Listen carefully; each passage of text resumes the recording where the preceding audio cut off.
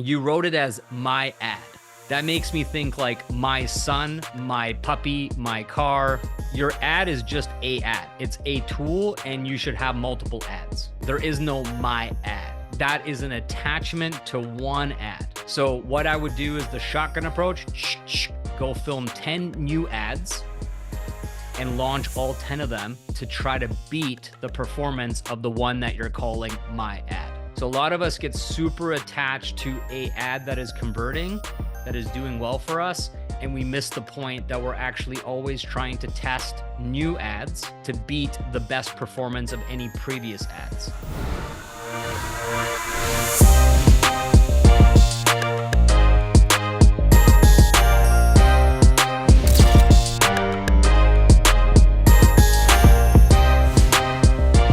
What's up, Csilla? How you doing? You're still here with us. It's late at night for you, like Yep. 1 a.m. or something, but it's awesome that you're here. So Csilla says, hi, Balazs and everyone, excited for next week's call, or that's probably this week's call, today's call. The last two calls in February were absolutely life-changing. Thank you so much for it. You're welcome. My question is about fear. Ooh, fear is a good topic. Let's talk about fear. Since last December, I have worked more in my business than the last 2 years altogether, and I am seeing and feeling the momentum. Amazing. Great job.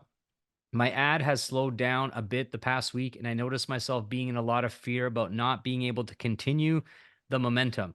If this stops, I know clearly that it is me and my belief system that is blocking it. How can I work on letting that fear go and believing that 5K and 10K months are absolutely possible for me? Any tips? I would appreciate your input a lot. Yeah, definitely. Let's talk about it. So, um, the first thing I noticed about what you're writing here, aside from all the awesome stuff that you shared, which great job on the momentum and the focus and all that stuff, but you wrote it as my ad. That makes me think like my son, my puppy, my car. You know what I mean? Like your ad is just a ad. It's a tool and you should have multiple ads, first of all. So there is no my ad. That is an attachment to one ad. Okay. You need to let go of the attachment. So what I would do is the shotgun approach, go film 10 new ads and launch all 10 of them to try to beat the performance of the one that you're calling my ad. That's the first thing I would do. So a lot of us get super attached to a ad that is converting, that is doing well for us, and we miss the point that we're actually always trying to test new ads to beat the best performance of any previous ads. So the ad longevity, I don't think any ad really lasts forever. Some of them have a longer runtime, I guess you could say. I have some ads that are still producing for me that are like a year old, even though our ad account got shut down and we had to restart everything from scratch. But the content, the copy, the video is the same as before. And it's been a year and it's still doing well. So that can happen. But I've had some ads that didn't work at all. And I thought they were amazing. And I just had to let it go. So first thing to remove fear is to not have all your ads in one basket or Mhm. your one ad in one basket. So if you have all of a sudden a dozen ads in a basket, why would you have fear? Because you have more diversification around what is bringing you leads and income generating opportunities. So that's the first thing. The next thing is around fear is that you need to swap the fear for faith. So you need to literally go like, if I'm doing everything that I know I should be doing, of course I'm going to be crushing it. So it's flipping it on its head. It's not doubting it. It's believing that for sure it's going to happen for you. That's how I do it. Is like there when I first discovered that you can build a business online, I knew nothing about online marketing. All I saw was a picture of a laptop and fruity looking pina colada drink on a table and a sunny beach with palm trees and like a nice ocean laptop. I think I've shared this on my Instagram recently. You might have seen it. And it just, the caption said laptop lifestyle. I had no idea what I was looking at. And I'm like scratching my head. I'm looking at this picture. I'm going, so there's a laptop on a table with a pina colada and a palm tree and a beach. And it says laptop lifestyle. I'm like, yeah, all right. I want that. That was it.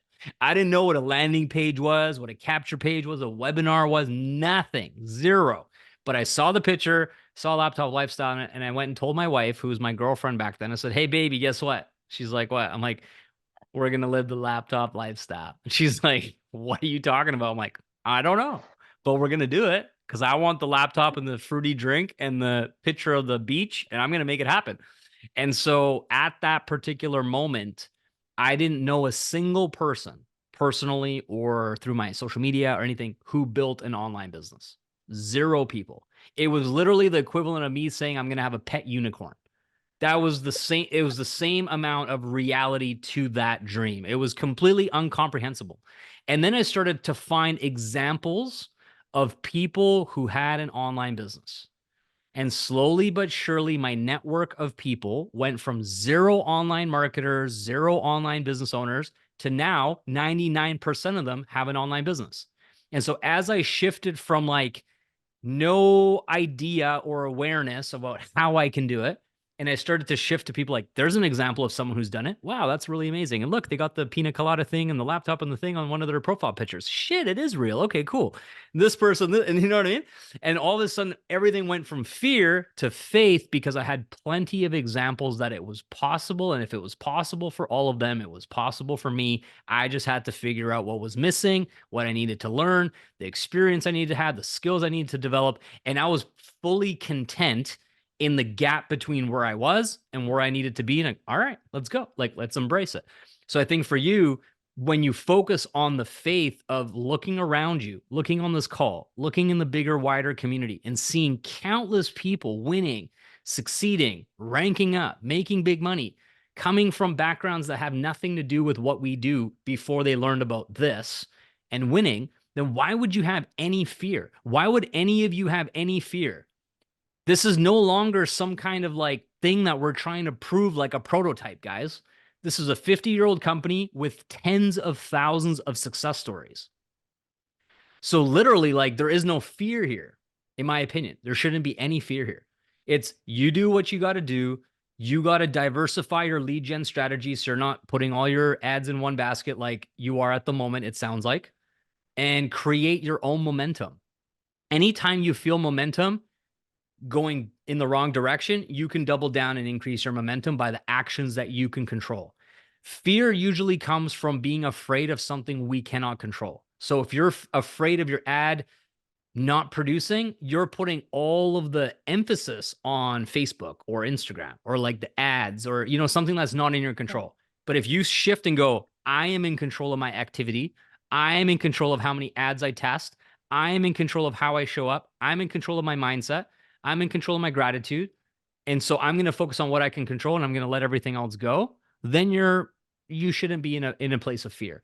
My solution to fear anytime is to shift from fear to gratitude because they can't coexist. So if you're grateful for your ad and you know that you can do it again because you've done it once, if you have one successful ad, you can have unlimited successful ads because you cracked that formula once. So that's how I look at it. So hopefully that's helpful. And by the way, 5 to 10K, my gosh, that's not even enough to get groceries. You're thinking way too small. You should be doing 10K weeks at least. Aim much, much bigger, guys. Much, much bigger. The reason why most of us make so little is because we're actually aiming for so little. Very few people are making little when they're aiming big. You guys realize that, right? And the thing is, like, the gap between 5,000 and 0 is very small. Like, if you miss 5K, you're most likely hitting 0. If you miss 50K, you might hit 25K. Which one's better? Is this making sense what I'm saying? Yeah.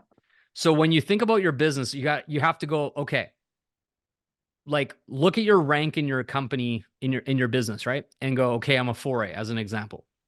So 4A means that if I sell a trifecta, I make X. What's the number? Okay. So then you're going to go, if I make 10 of those in a month, how much does that equal? So if you make, I don't know, I don't even know what is a commission on a for a trifecta. I don't even know what that is. 2,500 or something. Let's just say 2,500. So 10 times 2,500 is 25,000.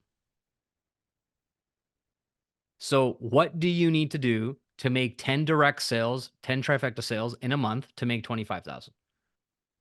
That's where you start. Okay, great.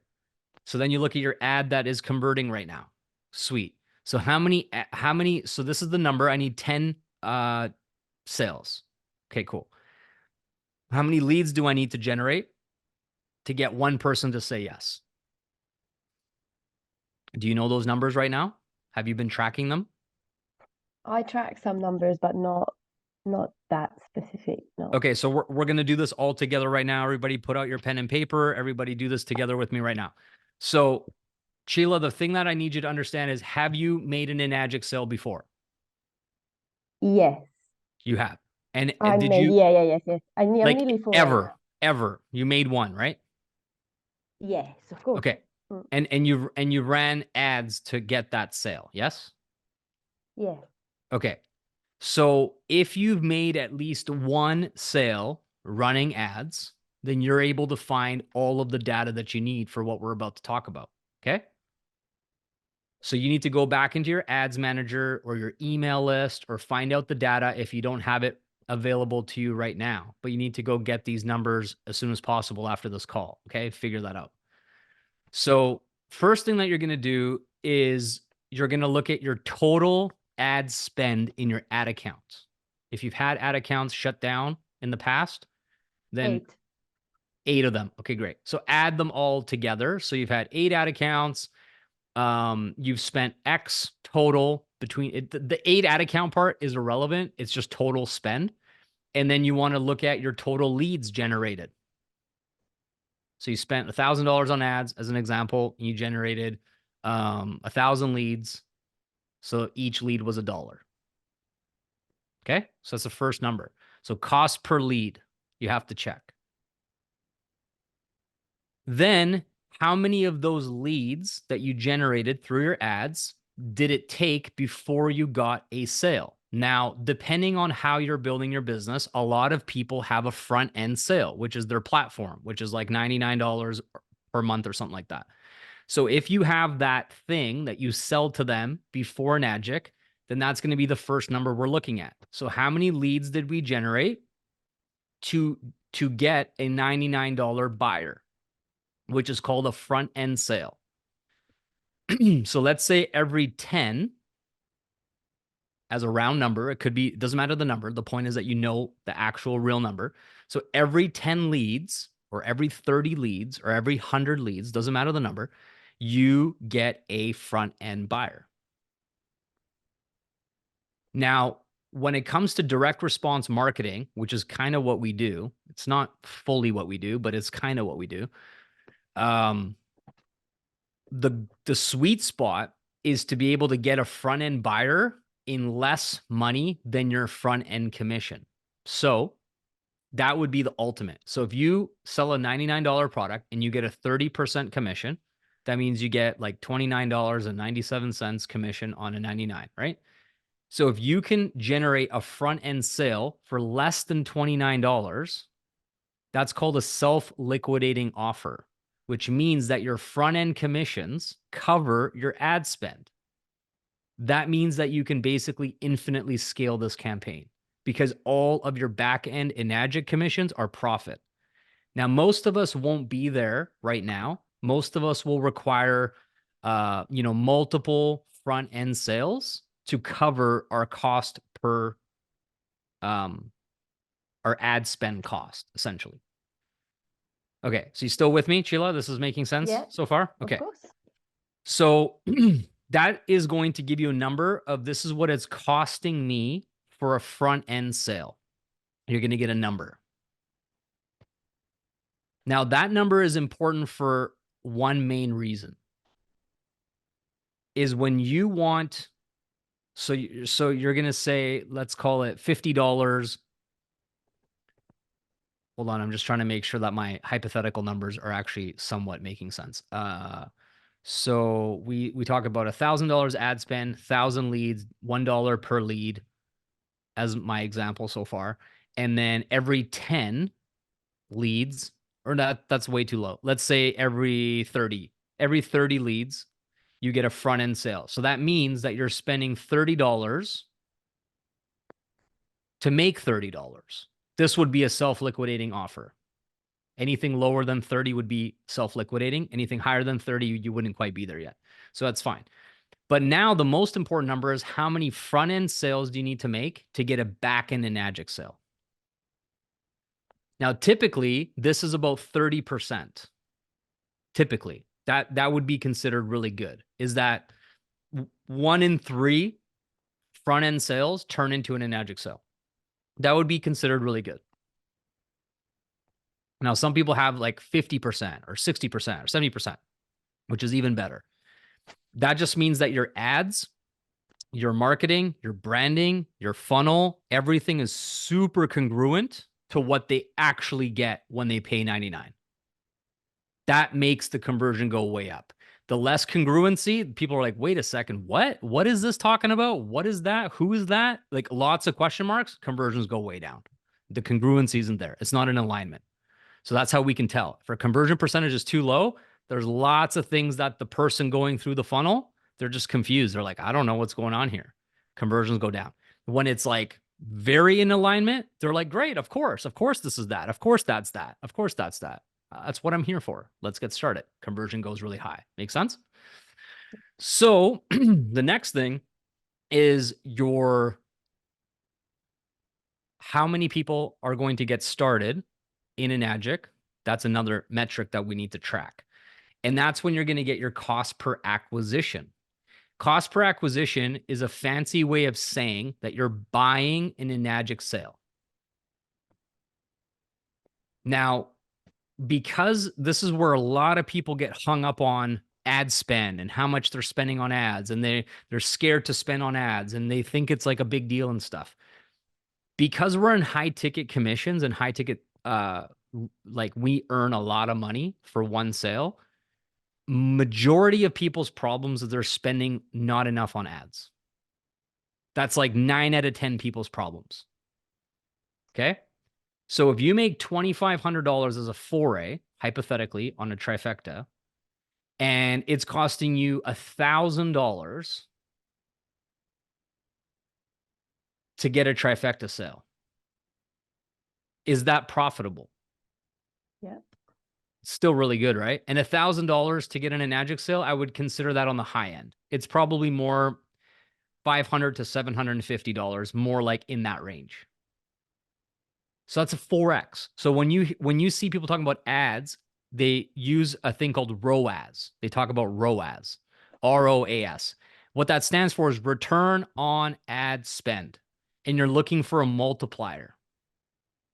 So if you earn $2,500 commission and you spent $500 to make that sale, if you do the math, what is the ROAS, return on investment? It's 5x. This is making sense? Absolutely. So then when we talk about magic internet money, this is literally what we do, right? We put some things on the internet and we extract money from the internet. It's pretty wild. So the example that you've heard people say in the past is like, if you went up to an ATM and you deposited $1 and it automatically gave you $5 back, that is the analogy of ROAS. So how long would you stay in front of the ATM depositing $1, getting $5 back, depositing $1, getting $5 back, depositing $1, getting $5 back? Would you do that all day long, forever and ever and ever and ever? Yeah. And once you get better at your marketing, your branding, your skills, whatever, it'll go from 5 to 7, 7 to 8, 8 to 10, 10 to 12, $1 in, $12 out. So technically, even if you just put $1 in and got $2 out, is that still not the most magical, incredible ATM ever? Like, I want to get one right here, install it in my office, and just play with it all day, right? Okay, back to the point now. So when you're saying over here you want to make $5,000 to $10,000 consistently, I can tell you don't understand the numbers we just talked about. I just know. So that's why we're doing this exercise. Because now what you're going to do is you're going to say, okay, I want to make $40,000 a month. And when you look at all your numbers, you're going to know that you need to basically spend whatever that is. So 500. So if you were actually spending $500 to get an Enagic sale, okay, and you needed 10 of them to make $40,000, you would need to spend $5,000 a month on ads and you'd make $40,000. Wow. 35,000, whatever, 5 times 5, 35. You know what I mean? You know what I'm saying? Yeah. Isn't that cool? So then people go, oh my God, $5,000 a month on ads. That's more than all my bills. That's more than my rent, my car, yeah, because it's not the same thing. This isn't your phone bill. This isn't your rent. This isn't your car payment. It's not the same. This is an asset related investment. Like you're investing 5,000 and you're getting 35,000 back. This is a completely different type of expense. But people look at their ad spend as a type of expense or liability or something that they're afraid of spending. But it's actually the thing that generates everything else. This is making sense for you guys. So you need to go in there and actually see those numbers and figure out what they look like. Because let's say hypothetically that every 3 people that go into your front end platform buy an Enagic from you, and you want to make 10 sales in a month direct, then how many people need to go into the front end? 30. So you need 1 front end sale a day for those numbers to work for you to get 10 direct Enagic sales a month. Now, if those numbers aren't your actual true numbers, then you do have to adjust them. But just for the hypothetical example. So Maddie, let's use Maddie's example real fast here too. So check this out. So Maddie, if you make a trifecta sale right now, how much do you make? $4,200. Okay. So let me ask you a question. Do you feel confident that you can make 1 trifecta sale per month right now? Yes, I'm heading towards that. Okay. So why wouldn't you be spending at least the same amount of money that you would get from 1 trifecta sale in your ads per month? Wow, that's a great question. Yeah, certainly we'll do that. But Thanks do you for understand why? having- Do you understand why I'm saying that? So if you make over $4,000 on 1 trifecta sale, and you're confident that you can do that 1 time a month, then why not increase your ad spend to 4,000 a month so you have more opportunities to get at least 1 sale? Because why? Because by you going from 1,500 to 4,000, do you think you're going to get more leads? Of course. Do you think you're going to get more front end sales? Of course. Do you think you're going to get more calls on your calendar for sales opportunities? Of course. And even when you do this increase, you still only need to get 1 sale in the whole freaking month and you're still in profit. This is making sense, guys. So what I'm saying is you need to have a base of your ad spend. So it sounds like, Maddie, your base is 1,500 a month consistently, which is great. So I would keep that. But you're going to spend the 4,000 on ads regardless. You're just going to do it over a longer period of time. Like you're going to do it over 90 days instead of 30 days. You're going to spend that extra money anyways. So if you want to jumpstart lead gen, people going through the process, having a lot of eyeballs on the offer in your pipeline, then how you can do that is actually increase the input on the ad spend in 1 month, get an influx of sales, right? And then you get a commission and you go, all right, 50% of this commission that you generate. So you get 4,500. So you take half of that, you put that back into your ad spend.